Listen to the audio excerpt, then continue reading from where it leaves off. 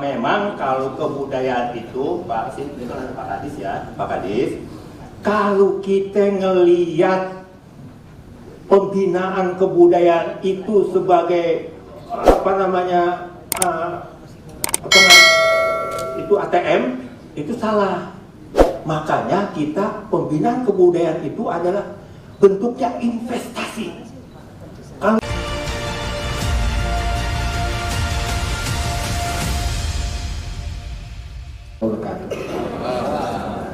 para muallim, guru-guru saya yang hadir di sini, yang saya hormati, dan tentu wali wakil kita Bang Dul, serta hadirin sekalian, bahwa ada satu hal yang menarik tentang penguatan kebudayaan melalui lembaga adat ini. Tadi pagi udah cukup bagus tuh diskusi ini. Ya udah jelas, kita perlu lembaga adat. Tapi siapakah tokohnya? Kita lihat nih, ada perlu muallim yang duduk. Karena bagaimanapun Betawi itu dengan Islam selalu Betawi, kan begitu Bang Dul. Nah masalahnya itu ada masalah di kitab adat. Kitab adat ini penting sebagai rule of conduct, panduan berperilaku. Etnis apapun punya rule of conduct, perilaku personal dan komunitas adat tuh ada. Nah kalau kita buat kitab baru ya bakal butuh waktu ratusan tahun mungkin ya buat kitab adat tuh. Udah ada kok turos, walisat, mualim kita, guru-guru kita. Kurang apa lagi coba? Ada Taudih Al-Adillah, kitab mualim Syafi'i Azhar, itu lengkap itu. Urusan perilaku kita di situ diatur tuh. Cuman siapa yang lirik ini kitab? Kemudian ada kitab lagi Misbahul Zulam, Guru Jirin, itu udah bisa jadi pedoman perilaku. Artinya kekuatan kita ada di situ. Kalau kita abaikan nih kitab-kitab para mualim kita ini, yang sekarang di para yang nggak tahu di mana letaknya, nggak dihimpun, kehilangan arah nih Betawi. Kan adat kita itu Islam, nggak bisa lepas itu. Kalau ini nggak diomelin, enggak direproduksi, kagak dirawat, kagak ada yang jagain, kagak diangkat sebagai sumber moral kita di kota yang global ini, kehilangan arah. Kita nggak akan bisa menjadi kekuatan adat yang benar, yang besar di kota kita sendiri gitu. Jadi saya berharap banget nih ada upaya pelestarian dia rule of conduct nih. Kitab-kitab adat ini yang sekarang ada di banyak-banyak masjid taklim, di tempat-tempat kembali kita, angkat tuh menjadi bagian daripada kekuatan kita. Hidup Betawi. Assalamualaikum warahmatullahi wabarakatuh. Waalaikumsalam warahmatullahi wabarakatuh. Assalamualaikum warahmatullahi wabarakatuh. Yang saya hormati terutama Pak Wagub dan semua tokoh-tokoh Betawi, hadirin hadirat sekalian. Saya mulai saja dengan ini nih, yang tertulis di depan yang menarik. Bang Dul menyimak, Bang Dulnya udah nggak usah dipermasalahkan ya, semua orang tahu gitu.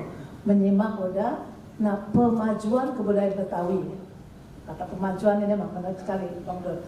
Menghadapi tatanan baru kota Jakarta. Saya masuk ke tatanan baru kota Jakarta aja dulu, Bang Dul. Di mana situasi komunitas Betawi sekarang. Ini yang membawa pada permasalahan yang tadi payung robek dan tenda baru atau gedung gitu. Jadi kalau kita baca literatur kebetawian sebelum 1980, 1990-an paling telat, itu semua literatur, bahkan orang-orang Betawi itu kalau bicara semua sama. Orang Betawi tertinggal, terpikirkan, tenggelam, itu yang lama. Nah, tiba-tiba mulai tahun 1980-an diawali dengan berdirinya LKB tahun 75 dan BAMUS tahun 82. Di situ terjadi perubahan besar pada tatanan komunitas Betawi. Dulu kalau kita bicara Betawi, itu kelihatannya cuma ada satu Betawi ya. Dan terkaitan dengan ini adalah tokoh. Kalau guru besar kita nggak permasalahkan, itu udah sangat jelas kan. Tokoh ini yang jadi masalah. Kalau dulu bicara tokoh Betawi, itu yang sudah diungkapkan Bang Kiki adalah tokoh-tokoh agama. Nah, dengan perubahan tatanan masyarakat Betawi melalui pendidikan dan pekerjaan dan sebagainya, lalu tokoh Betawi menjadi berkembang. Ada tokoh pendidikan, tokoh ekonomi, tokoh budaya, tokoh politik, dan disinilah terjadi kontestasi. Nah, tokoh-tokoh ini kan harus ada wadah organisasi. Kalau ada kontestasi dalam tokoh, ada kontestasi di dalam wadah. Ini yang tidak bisa dihindari.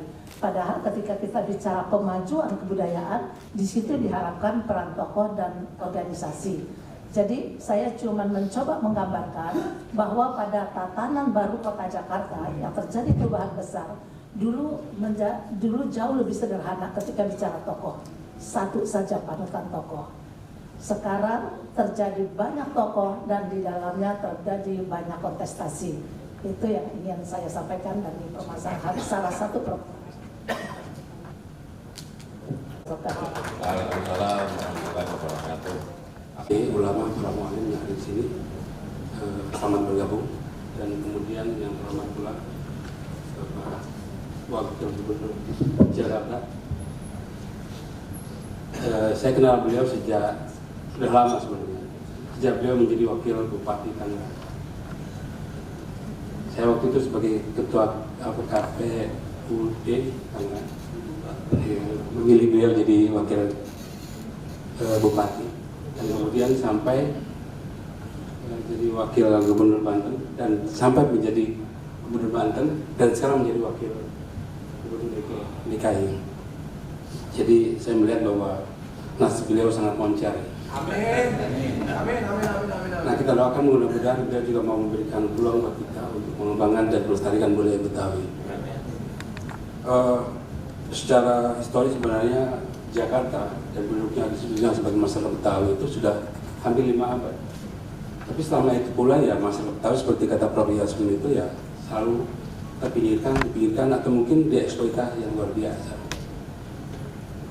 Nah karena itu kemudian saya belum dari UIN Jakarta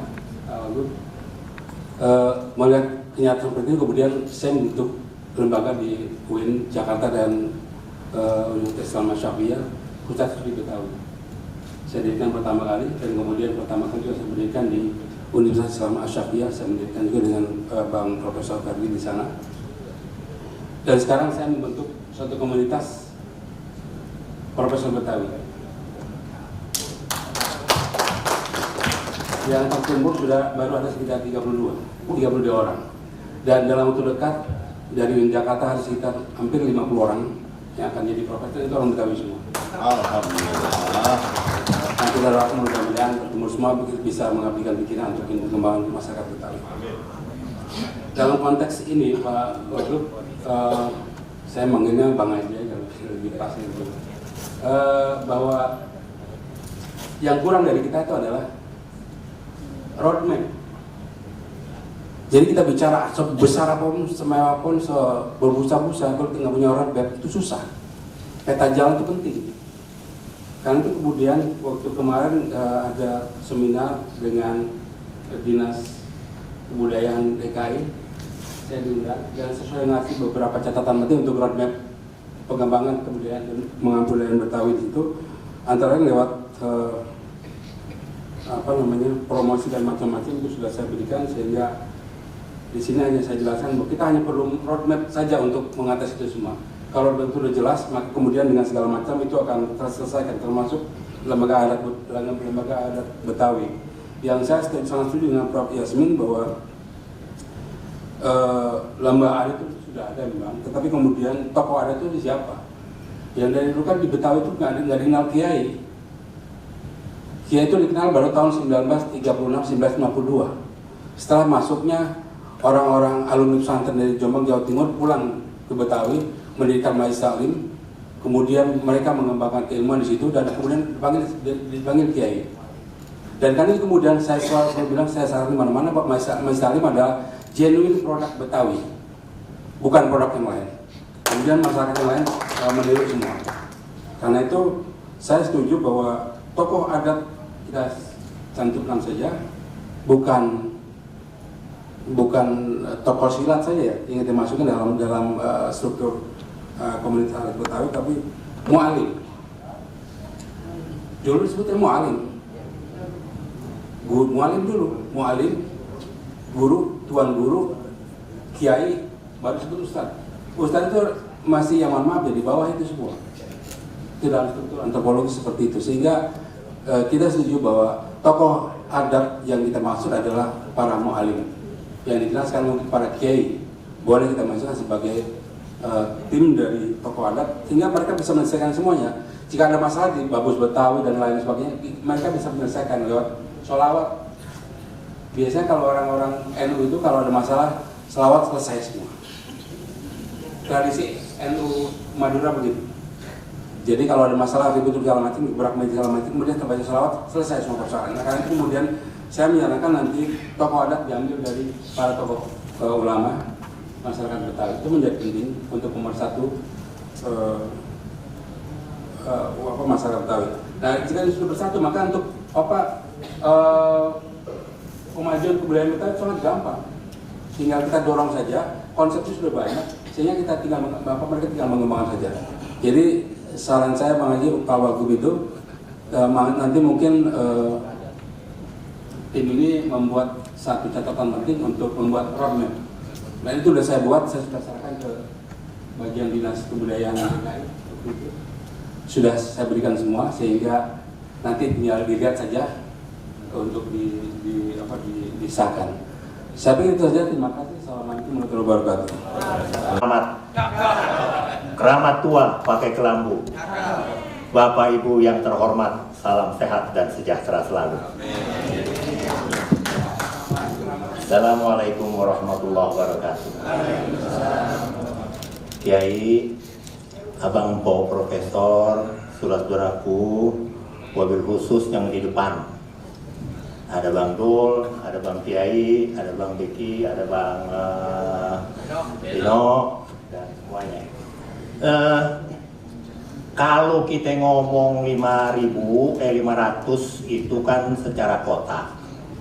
Tapi secara etnik, kalau kita baca buku penelusuran sejarah Jawa Barat misalnya, maka yang disebut proto manusia Betawi itu sudah ada disebut dalam buku itu di abad kedua. Jadi 132 itu di kampungnya Kiai Lutfi itu ada, kalau kita kerorotan itu ada namanya Kali Tirem. Nah, disitulah konon salah satu komunitas yang kemudian menjadi kerajaan, itu namanya Salakandagara. Yang tokoh utamanya dipoyokin Aki Tirem. Kenapa dia dipanggil Aki Tirem? Karena dia ngapa-ngapain di pinggir Kali Tirem. Nama dia punya sebenarnya adalah Aki Luhur Mulia. Jadi kalau secara kota memang kita baru gocap ya, baru 50, baru 500. Tetapi sebetulnya secara etnik itu juga kemudian nanti diperkuat dengan buku-buku lain. Misalnya Denny Lombard juga membicarakan itu. Kemudian kita ini sudah menjadi Melayu karena di abad ke-8 itu sesudah mundurnya kekuasaan Kerajaan Tarumanegara itu muncul peradaban. Kita dipengaruhi oleh peradaban Melayu. Jadi pada abad itu, jadi banyak buku tentang ini, keadatan Sriwijaya, kemudian masa jayanya Sriwijaya bisa sudah baca. Jadi sampai nanti saya ngaco belok gitu ya ngomong. Nah, kalau dari lempengan kepemimpinan itu kita emang dihancurin ketika mereka menghancurin kita. Mana dia? Ketika di 1619 itu Keraton Jayakarta di bumi hanguskan oleh bos yang namanya Jan Pieterszoon Koen, dia membangun kota baru. Kota baru itulah kemudian yang ditinggalin oleh orang-orang kita itu, baik Ngulonin maupun Nyatanin, dia itu kita didatengin orang-orang baru. Maka Lutfi, kalau kita dikatakan sebagai etnik yang paling baru itu harus ini juga, harus baca buku juga ya Lutfi ya, karena yang dikatakan kemudian orang Betawi oleh orang-orang penjajah itu ya memang ketika katanya didatengin banyak orang datang ke sini untuk membangun kota baru ini. Kota baru itu dibangun baru selesai sebagai kota baru dalam tempo 30 tahun. Jadi kalau sekarang kita mau bikin ibu kota baru dalam waktu yang singkat-singkatnya itu juga nggak bakal berhasil kira-kira seperti itu ya. Nah ini jadi singkat cerita, kepemimpinan kita itu memang lebih kental kepada kepemimpinan informal. Kenapa kita lebih pada pimpinan informal? Karena pada masa kolonial, terutama memang pada abad ke-17-18 itu kemudian ketika diterapkannya kultur stelsel, tanam paksa, itu kita dipaksa sedemikian rupa menjadi inlander yang disamakan kedudukannya dengan horn. Kalau kita zaman itu, kalau kita baca buku-buku itu, kita disamakan dengan horn itu anjing. Kita disamakan dengan anjing karena kita berada pada posisi masyarakat paling bawah. Sesudah penjajah timur asing baru kita inlander. Kamu inlander ya, bilang seperti itu. Kemudian kenapa kita pemimpin informal? Karena memang kita gedeg. Kita gedeg sama pemimpin informal. Apa yang namanya demang itu, maka ketika terjadi kemudian keberanian individual yang muncul di pertengahan abad 19, kemudian di akhir abad 19 dengan munculnya Rama Ratu Jaya, Kalin Bapak Kaya dari sebelah barat, kemudian Pitung dengan kemampuan itu karena apa? Karena kita diperlakukan sedemikian rupa sehingga kita menjadi inlander yang sangat payah. Nah, oleh karena itu kita lebih percaya kepada pemimpin informal, dan pemimpin informal itu adalah nomor hijinya adalah kiai yang dulu disebut guru. Maka muncul guru-guru di kampung kita ini bejibun dari Bilir ke Kulon, dari Kulon ke Barat, dari dan seterusnya itu bejibun kita punya guru-guru. Oleh karena itu sangatlah kita utamakan kalau kita mau nanti ada satu lembaga yang kita bikin namanya lembaga keadatan itu harus emang orang yang di atasnya itu adalah orang-orang yang mempunyai kaliber al-ulama'un warasatul anbiya. Yang nomor duanya kalau kita ngomongin kebijakan, nah ini ya, pemimpin informal itu satu dari lempengan ulama, satu dari lempengan jago. Ini jago juga harus kita pikirin. Memang dalam perkembangannya Bang Pitung masih tetap dia cium tangan kepada Haji Naipin. Kenapa? Karena dia perlu bacaan-bacaan yang diajarkan oleh ulama. Nulis wapak itu kan ditulis dalam golok itu adalah golok dekok, wapak timbul. Udah gitu nanti kalau dia perlu baca-bacaan, tadi katanya orang pintar, kalau kata Kiai Adis itu orang pintar jadi dukun. Memang dukun itu penting karena dari dulu dia mempunyai peranan juga. Karena nenek unduk kaki unduk ada daging mengungsir udah kagak, ada daging si kampus pes limpes urip waras segitu putih ya orang apa wah becek ke muka baik dia itu apa, itu buat sakit bengok itu. Sakit bengok itu pun nanti kita berkolaborasi dengan cine kita pakai yang namanya belau. Nah, jadi terakhir memang kalau kebudayaan itu Pak Kadis, kalau kita ngelihat pembinaan kebudayaan itu sebagai itu ATM, itu salah.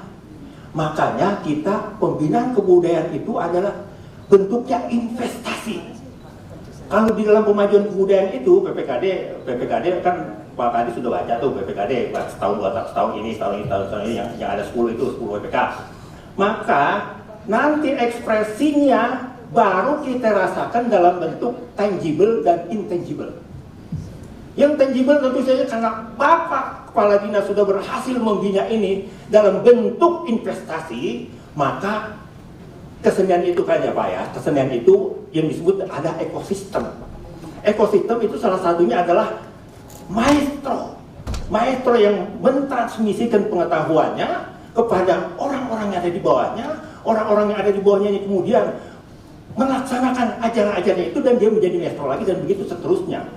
Jadi investasi ini nanti ekspresinya adalah bisa dialap oleh saudara Bapak dari Dinas Pariwisata.